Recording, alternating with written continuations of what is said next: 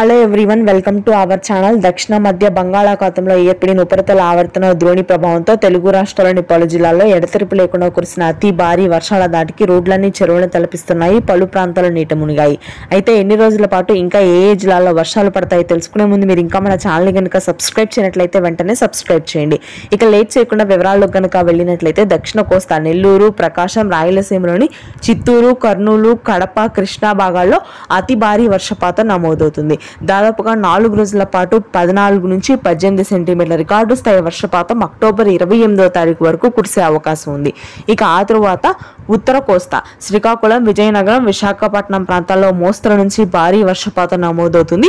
దక్షిణ తెలంగాణ భాగాల్లో కూడా ఇప్పటికే వర్షాలు నమోదవుతున్నాయి. హైదరాబాద్ నగర వ్యాప్తంగా రానటువంటి 24 గంటల పాటు అత్యధిక వర్షపాతం నమోదు కాగా దక్షిణ తెలంగాణలోని నాగర్ కర్నూల్, మహబూబ్ నగర్, నారాయణపేట్, నల్గొండ, రంగారెడ్డి, జనగామ, భువనగిరి, యాదాద్రి ప్రాంతాల్లో అత్యధిక వర్షపాతం నమోదవుతుంది.